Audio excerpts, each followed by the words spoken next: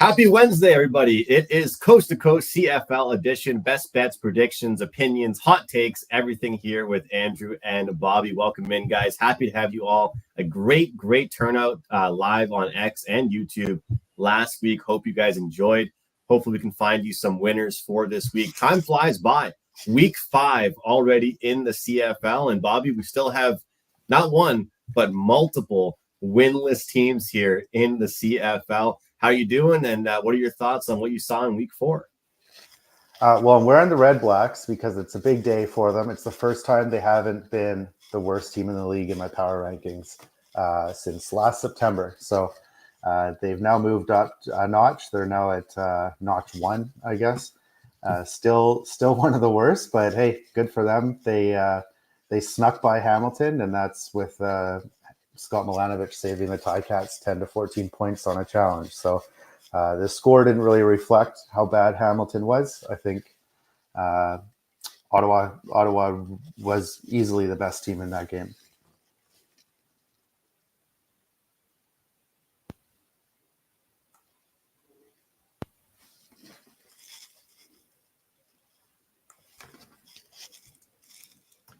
Sorry, I think I lost connection there, but I'm back now. I'm still here. Should be good. Yeah, you're there. Yeah, we're trading roles this week. I'm not sure what's going on here with me. I've been having issues the past couple of days with my internet. But Ottawa, they're out of the bottom slot for you. And the question I think for this week, obviously, we'll talk about their game against Winnipeg. It's a revenge game from earlier in the season. The question is now, we always talk about overreactions, right? The question is, are they playing better than they actually are? And I think you look at it, and you said to me last week on Twitter, you tweeted at me, and I said like about some weird sequence that happened in the game, and you said, yeah, it's the two worst teams in the CFL playing each other. What else do you expect? And so that's the thing. Is this team actually decent, or are they just kind of getting favorable matchups? Because we saw what happened for them against Montreal. It didn't look very close. They made mistakes, and Montreal took advantage of them, even though Montreal is such a great team. I'll tell you the biggest takeaway that I took from last week, and my least favorite thing about doing all kinds of shows. We do our show. I'm doing different shows, and you talk about so many opinions. You're not going to be able to back all the opinions up. I'm not betting every single opinion. I said last week on the show, I think we're going to start to see unders because the overs were doing well in the CFL. And if you talk about closing numbers, all 4 games went under the total last week in the Canadian Football League. We saw 3 out of 4 of the totals were in the 50s, and they all end up going under. One of them was like a half-point loss, and of course we had some injuries, but we definitely saw some lower scoring games, and it kind of begs the question. I used to be kind of a first half under, full game over type of guy, but now for some of these games, especially the ones with bigger point spreads, I almost wonder if it's better taking the first half over. Because I feel like once a team gets a lead, they're kind of sitting back and running the ball quite a bit. Usually you think that could be the case, but I think for a team like Montreal, especially when they're playing at home, they have no issue wanting to run the score up a little bit. But I feel like I'm slowly trying to get you into being a totals guy. I know you're mostly just betting sides, but any take on the scoring slowing down last week? Well, it slowed down. It slowed down a huge amount until the last 3 minutes of these games when you're putting up, like, look at that. Was it the Ottawa game? 2 touchdowns and a field goal in the last 2 minutes, right? So these last 3 minutes are unpredictable. You see the CFL saying how great these games are. They're not. They're just a little exciting in the last minute or two. I think Calgary, Winnipeg was a stinker. Ottawa Hamilton was a stinker, but sure, there's dramatic finishes. You're sweating out a field goal. If that's what they want to call exciting, sure. I don't think the games have been that great this year compared to last year. Last year, everybody was saying a game of a year, 2-3 times a week, right? So there's just so much volatility in those last few minutes. I'm not ready to jump into totals just yet. Well, what you said there, I'm really interested in it because you see all the people that work for the CFL tweeting about all these games and how great they've been. So it begs the question, does a game being close mean it was a good game? Because I don't think it does. And I agree with you there. I mean, every game coming down to a field goal is exciting for sure. But does that mean the product was great? Does that mean there weren't a bunch of fumbles, interceptions, dropped passes that could have been avoided that wouldn't have made this a field goal game? Could, realistically, was Ottawa the right side last week? I'm not sure. Could Hamilton have played better? Could they have protected their leads when they headed? Could they have ran the ball better? Could they have used the clock better? All that stuff has to be considered. But for me, with the totals, I feel like in the CFL, it's different than the NFL. And we're going to talk about some CFL, NFL, betting 101 kind of stuff here in a few minutes. But one thing I will say, in the CFL compared to the NFL, usually, I'm not saying this works all the time, but in the NFL, the higher totals seem to go over and the lower totals seem to go under. I noticed in the CFL, you throw up these 52, 53s. We used to see some 54s. Those are the ones that are going under. And then the ones that are kind of lower end up going over. So maybe kind of a little bit of an overreaction from the market. But let's not waste any time. Let's jump into week 5. We've got 4 matchups. And once again, which I love to see, we got a Thursday, Friday, Saturday, and Sunday. 1 game each day. And we also do have some look-ahead lines again, which is really nice to see because we used to have trouble just getting lines in general. But Toronto, Saskatchewan, we saw 3s. We saw 3.5, then a 3 again, bouncing all around. Total at 48 at most shops. There were some 48.5s out there. Overall, what are your thoughts? These two teams right now, the quarterback situation. I will lead in with this. Saskatchewan, next few opponents, Argonauts, Lions, and Alouettes. They could easily go from 3-0 to 3-3 over the next few weeks. What do you think? Yeah, this seemed like a great spot for the Riders up until maybe last week. So they're at home, off a bye. Thursday night, not so great. So you're not going to have as many fans. Plus, most of them leave early, even if it's a close game. I've seen that in person, regardless of what they want to tell you. But now you're out, your top wide receiver, your quarterback's out, and now we got to start figuring out how big of a downgrade is it from Shea Patterson to Trevor Harris, right? There's a video floating around on X right now of Patterson running an 80-yard option. Great. Like every CFL team has 1 or 2 quarterbacks that can do that. The question is, I'm wondering, is he even a top 20 quarterback, right? Maybe. Is he top 30? Probably. There's only 9 teams, right? Yeah, but that just shows like how much trouble I think the Riders are in here, right? If we were going to name backup quarterbacks, Masoli, Ford, Schultz, Streveler. Sure, say what you want about Streveler. He's a backup quarterback. Caleb Evans, Dustin Crum, Nick Arbuckle. These are all quarterbacks I'd rather have, right? Taylor Powell, maybe, but Dunnigan and Bo Levi Mitchell say he's the next great one. Jake Dolagala, maybe. The Riders cut him.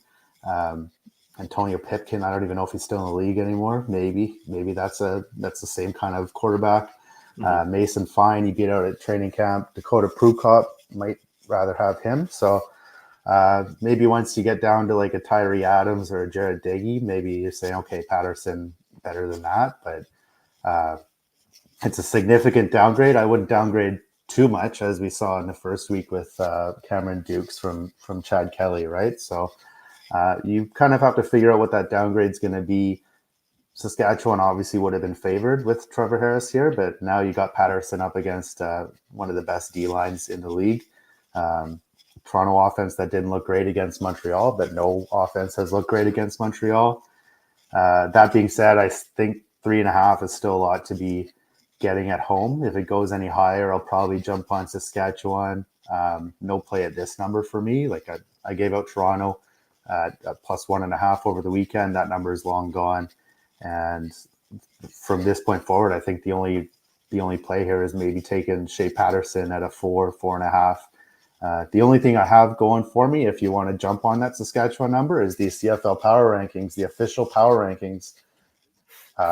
They have the second best team in the league getting 3.5 points at home. That's an auto bet. So if you want to follow the Power Rankings from the CFL, then this is an auto bet for you on the Riders 3.5. If you want to play it safe, I'd wait for a bigger number and maybe pay attention when these lines come out, because you could have grabbed this Toronto straight up money line. And of course, worth noting the game that the Argonauts are coming off of, right? I mean, they were undefeated, then they're coming off a game against the best team in the league by quite a bit. Mistakes. Cameron Duke's probably looking the most, I would say, frustrated we've seen him, maybe a little bit second guessing himself in the pocket, not really looking as comfortable. I think that, you look at a team playing any other team in the league right now besides Montreal and the pass rush and the problems that they face and the fact that they can score at least a field goal on most drives, it really causes a lot of pressure for guys like Cameron Dukes. But that's definitely a factor now. You go from playing at home, you go to Saskatchewan. But as you talked about, there's the injury, and I love that you just rattled off so many quarterbacks there that you potentially would rather. And the funny thing is, I remember listening to one of the 3 Down Nation podcasts, and I was kind of shocked how they spent, like, no joke, 25 minutes talking about the Saskatchewan backup situation. And I love the guys over at 3 Down Nation, but I was completely shocked how long they spent talking about this. But I have to give them my respect because guess what? It was probably for good reason. I mean, Trevor Harris prone for injuries. I guess it was a good, topic for them to bring up because they probably figured at some point there would need to be a backup playing some serious minutes for this Riders team. And the thing is, for me, as it totals better, I think you look at Saskatchewan's games right now. You look at their home and home they had against Hamilton. You look at their game they had to start off the season against the Elks.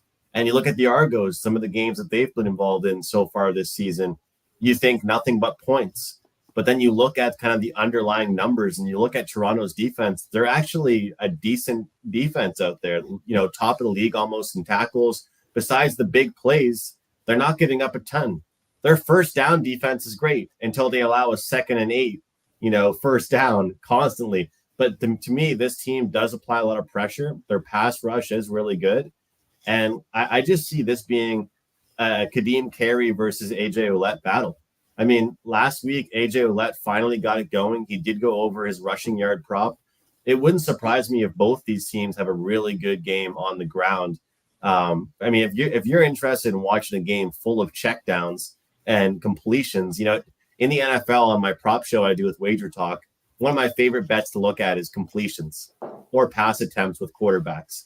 Unfortunately, we don't really get that as far as the prop market in the CFL. But if I could bet that, I'd be betting that with these 2 quarterbacks because I can't see a lot of long passes. And the question is, I'm happy you brought up the Kelly versus Dukes point spread because I thought they overreacted big time to that one, right?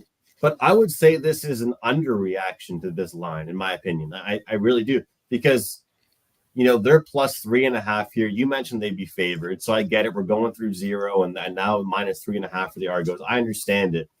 And one thing I wanted to mention, and we can talk about this with other games as well, is the fact that in the NFL, a lot of people know that you want to bet on the team with injuries because people think it's so easy. The people that don't study up, that don't understand how the market works, you go ahead and be like, oh, I read this injury report.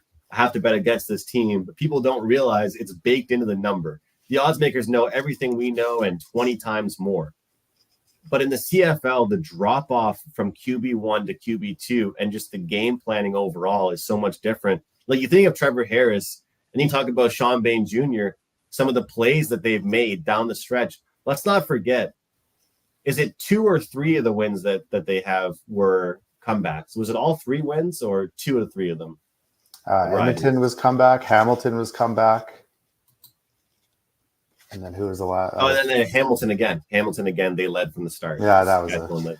Yeah. So, I think that this team overall hasn't had a ton of explosiveness. So, in summary, a play that I'm definitely going to give out on the video today. I like the under here.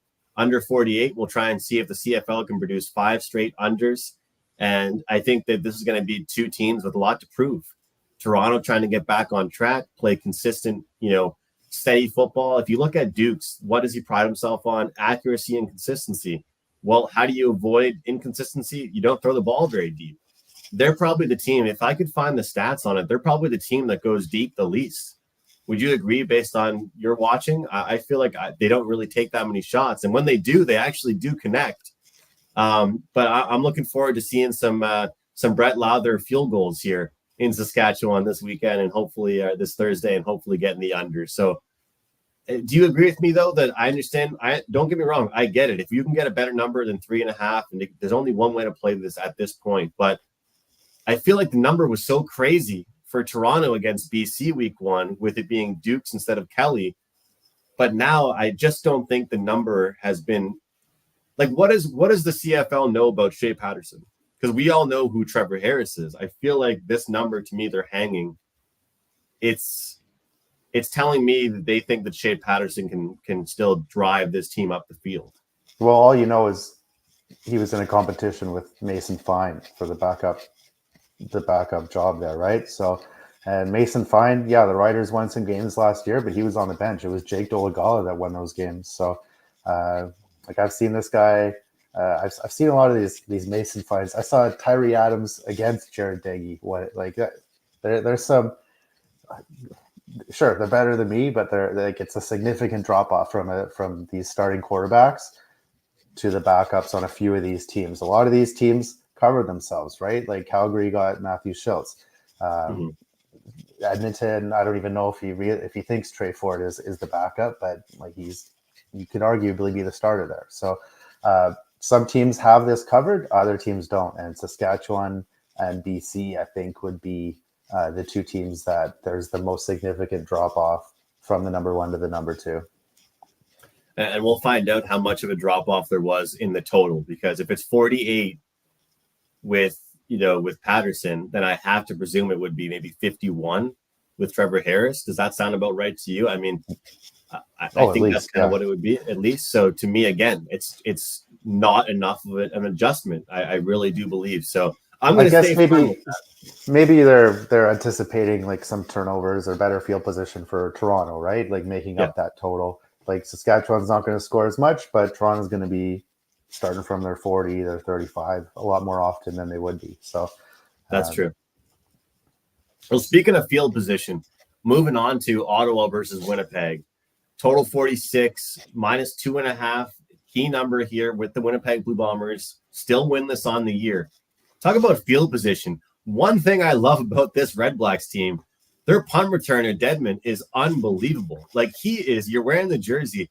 He is one bright spot that I could always be excited about as a backer of the Red Blacks last week. Whenever they were returning a punt, it looked like something was going to happen. That's all teams can ask for in the CFL from their punt returners, because, as you know, the special teams is so important. And it seems like he's going to make a play. He might break out for 40 yards whenever he touches the ball.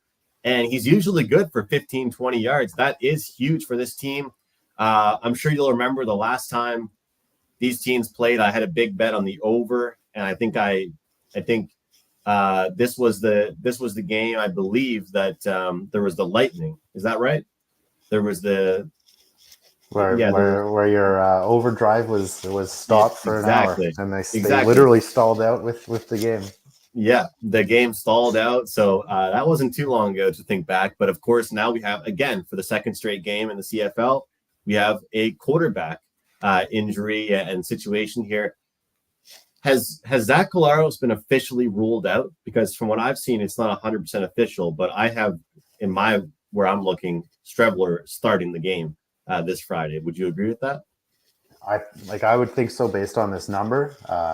Yesterday he wasn't even in pads. Today they have a closed practice, so there's nothing to really report until the injury report comes out, which is a whole other ridiculous thing that the CFL kind of just sneaks it on the website whenever they want. There's no set time that you can expect it. There's no consistency in terms of that. So if you're following things like this, you're relying on these beat reporters. Luckily, Winnipeg and Saskatchewan are teams that actually have people showing up to practice to report this kind of stuff. So if Collaros wasn't in pads yesterday, O'Shea's known to be pretty safe with them. So again, I'm not a Strebler fan, but I feel like I'm going to be kind of on his side this week against the masses. So it's the same kind of question, though, coming into this game. How much of a drop-off is it from Collaros, right? I sent out this 2.5 Bombers when it came out. I figured if Collaros starts, it should be closer to a touchdown. If he's healthy, it should be more than a touchdown. If he's last year's Claris, it should be closer to 10, right? So with Streveler, I still think it should be more than a field goal. I figure worst case, I had a 50-50 bet, and that's why I made it. When Claris doesn't come out for practice yesterday, I grabbed a little bit 3.5 Ottawa to hedge back, and just had to pay a little bit of juice to get out of that situation. But if gun to my head, I'd still take the Bombers. But the most important things you learn is you don't need to bet every game. In terms of this one, I took a low risk trying to get lots of value. It turns out to not have much value if Streveler is starting. So majority of my money still on Winnipeg 2.5. We got a chance at the middle at 3 here. 12% of games end at 3 on the CFL. I would guess that games that are lined at 3 are more likely to end at 3 as well. So kind of just a lot of maneuvering for almost nothing here. It's at the end, it's kind of just a lean on Winnipeg. I don't think Streveler is as well. He's better than a few backups in the league, and like this is Ottawa, right? This is a team where your best player is your kick returner. I've never had to adjust a team's power rankings based on the health of their kick returner, but that like this guy's a one-man team at the moment, and he has been for the last 4 years. So that's I guess the line where it is right now, 2.5 with juice. I think that's kind of safe. If Collaros ends up starting, I think it's unlikely. Then I jump on the Bombers. And that's the thing, seeing the -2.5, as you mentioned when I threw it to you, that's what indicates and kind of dictates what we think is going to be the starter, who's going to be the starter. But, what you said there about like last year, start of the year, I have been handicapping like that, and it's been hurting me a little bit, but it has helped me a little bit as well, looking at kind of regression or looking at kind of, teams that are kind of playing better than they are. So when I was looking today at some of the CFL defensive numbers, do you know that Ottawa is up there in all these like rushing yards allowed, passing yards allowed, but somehow they're up there as far as in a good way, but then somehow they're still allowing a bunch of points per game. And this is to me a team that is going to regress defensively. They're going to allow some big plays. I mean, Brady Oliveira was complaining about getting more touches and not getting enough of them. And then guess what? He got a lot of touches. He still didn't do anything with those touches really last week. I think if he does get a chance this week, he will do something with it. I think there still are a lot of capable defensive players on Winnipeg, and that's actually been their strong suit. Their defense has been okay. You think back to their game against BC, they had some really big stops, some really big moments to keep that game close.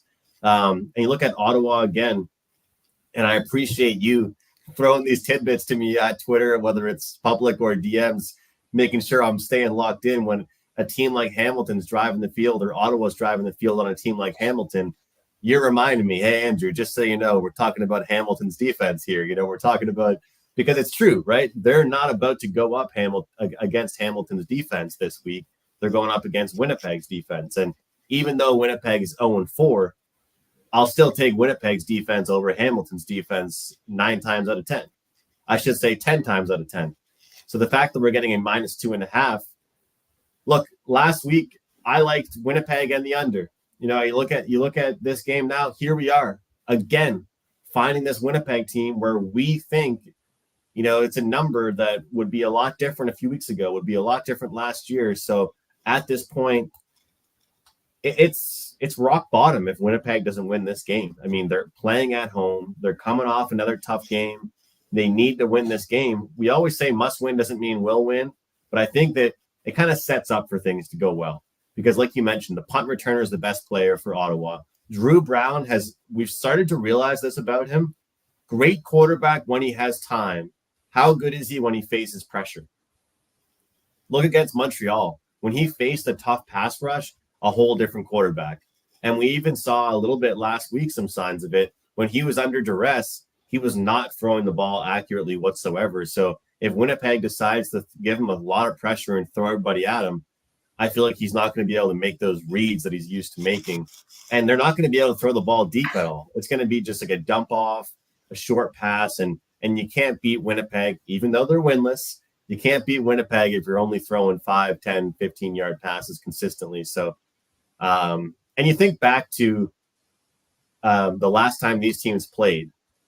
And I know I'm kind of just building the case and building excuses for Winnipeg here, but didn't you and I both say that was one of the worst games we saw Colaros play?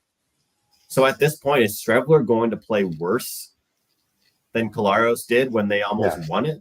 I don't think so, right? And the thing is, Strevler looked pretty rough, pretty sketchy when he came in last week. He was playing more like a running back than he was a quarterback, just running the ball every time. But if he can even make a few decent passes and just kind of be a game manager, I think they take care of the Red Blacks. I think they've got more time this week to kind of prepare a game plan for him too, right? He was doing all these, he was sticking to these gadget type plays, right? And I don't know, falling way behind, missing receivers by yards at a time. But they've got a week to prepare. And just looking at this line, like 2.5, this implies that these teams are even.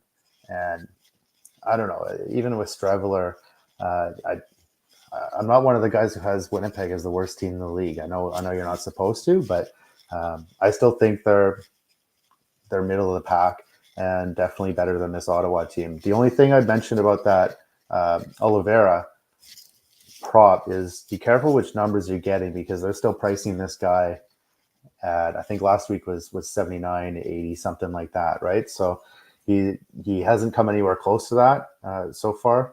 And there should be at least an adjustment on that. So I like the idea of Oliveira over, but it all depends on the number. It certainly does. We'll see if there's been an adjustment, because he's definitely getting reputation numbers, and we'll see if those start to adjust. But it's a big game, and it's a big game for Ottawa. What can they do? I feel like they keep respect in the league, even if they keep that game close. And this is against a winless Winnipeg team, because if it comes down to a field goal, I feel like, I know you don't like them. And I know what they can do. You're wearing the jersey as a joke, but the funny thing is like the CFL power ranking people, even the power ranking people, they have Ottawa. They're the only team that isn't lined up with their standings. So even the general public is on my side on this one. And it's not a joke. They're not the worst team in the league this week. Yeah, for the first time they're in not. Almost a year. And 5 years, probably. And just an absolute massive move with Hamilton firing their special teams coordinator, trying to change things with their team. Like, that was going to make the biggest difference possible. But time will tell. All right, let's get to the Calgary game. What do you think about this Calgary game here? For me, overall, I don't have a ton to say about this one. I kind of want a 10 or a 10.5. I saw some 10s. They're kind of gone. 9.5 again. Dream world for me is 10.5, and I'm in for the Calgary Stampeders here. This is a team where I really like in this point spread range. I think Calgary's one of those teams that can hang around and cover, but I don't think Jake Mayer and this team have what it takes to pull off an upset or to keep this close. But one thing that worries me, and I know we're not supposed to, especially in the CFL, write so much into home road splits. I think Montreal wants to absolutely dominate teams when they play at home. They got a great crowd. The team and the city is getting behind this team. They weren't getting good crowds for a few years. They win the Grey Cup last year. That kind of worries me a bit. The fact that this team would love nothing more than to run the score up.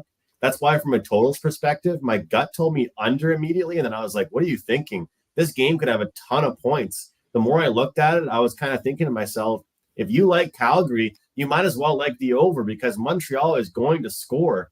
It's a matter of how many points Calgary can score from where I'm sitting. But Bobby, I'd love to get 10.5 here. Do you think I'll end up getting it? Well, there hasn't been much movement this week, right? It's moved towards that 10. I think it opened at 9. I liked it at 9. I haven't actually made the bet either. I'm waiting for that 10. There's a 10 on 365, I think. I figured they'd be more readily available later in the week.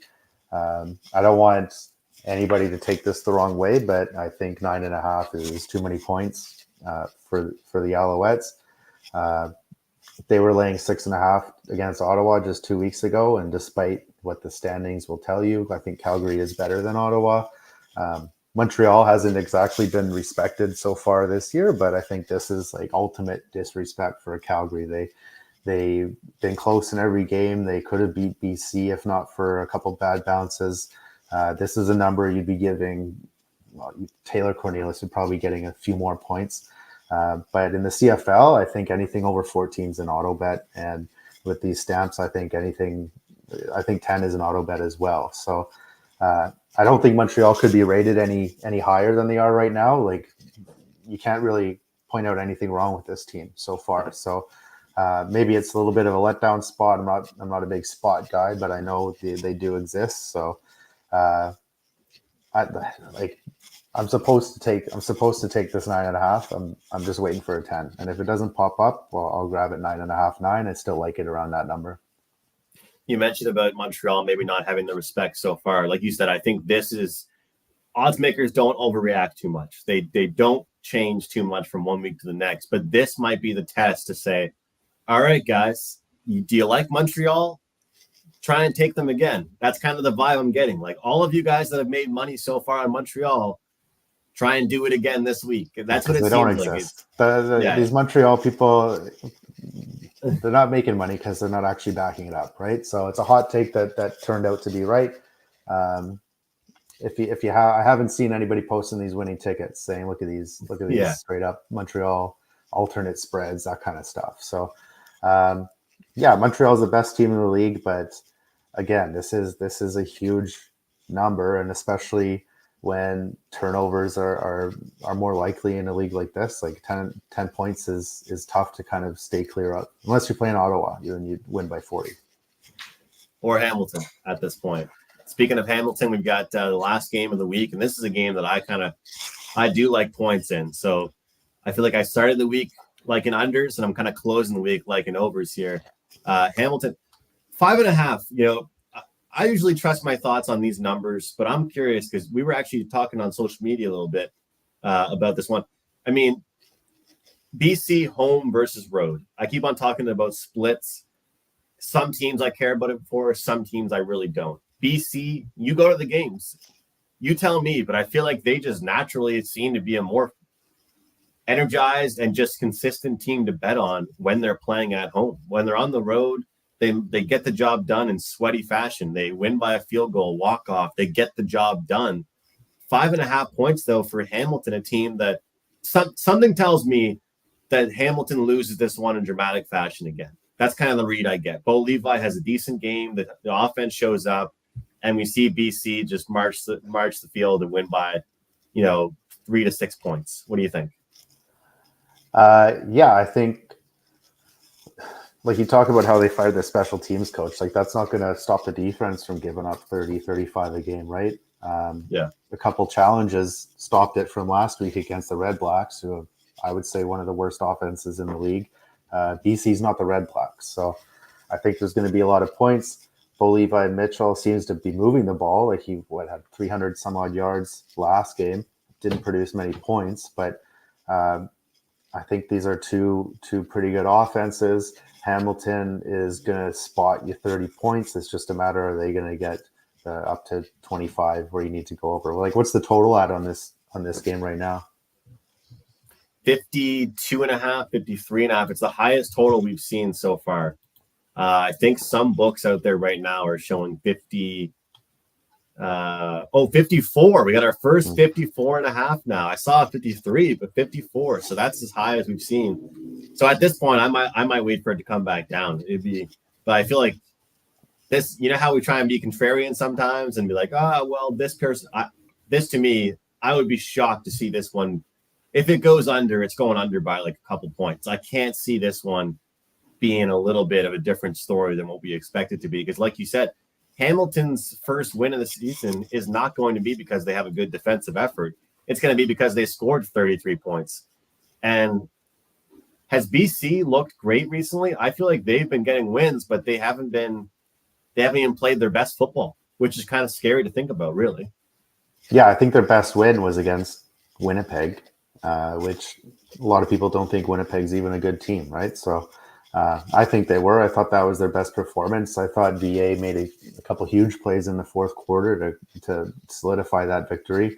I'm not too worried about this offense scoring. And I guess the only question is BC's defense. Are they going to hold Levi Mitchell? But even then, like his mistakes, when he makes mistakes, they turn into points for the other team, right? So we saw that, what was it, 2 weeks before when Levi Mitchell against Shea Patterson. How'd Saskatchewan score a bunch of points? Not with Shea Patterson, with Levi Mitchell throwing pick sixes and fumbles in the red zone. So I guess if I was gonna pick a total here, I'd like to go over here. 54 is a lot, but I'd rather have no bet than have an under ticket in my pocket for this game. Yeah. One thing about BC that I love, and we saw this in their last game, they have so many different receivers. Like last game, they had a couple guys surpass their entire. They got more catches in the first half than they had the entire season so far. Like they've got 3, 4, 5 guys that. I mean, Justin McGinnis. I mean, I'm the biggest McGinnis supporter in the CFL here, and he had a kind of a quiet first half. And for some reason, they only like to throw it to him 20 yards and above. So he's kind of the every couple plays type of guy and not like very consistent. But when he does catch the ball, it's usually a big one. Hollins has been good. I feel like there were a couple of plays that VA would like to have back in their last game. And to me, it's kind of like when you mentioned about, and it's a really good point about the reviews. What a challenge. Hamilton winning 2 challenges last week could have been a hell of a lot worse. So it means Ottawa could have had more points. It also means Hamilton could have got scored on. I say that's probably 10 points minimum for sure in those 2 challenges. 10 points minimum. So and you saw what Ottawa did. They challenged that play, which was first down, 80 yards to go, and they challenged what was it, a pass interference call or something that would have made 10 yards difference. It would have pushed them back from 75 to 85 yards for a scoring drive. These are useless challenges. I said when it happened, like good coaches use these challenges on meaningful plays, and then Scott Milanovich basically proves my point twice, saving at least 10. One was would have put them at the 1 yard line, giving up an auto touchdown, and the other I think they would have been at the 15 or something, right? So 10 to 14 points right there. He was their MVP, and he's not even. He was definitely the MVP. He was the best player on their defense, and you can't rely on that. He only has 2 challenges. That's only 14 points he can save through a game. So the rest is on the Hamilton defense here.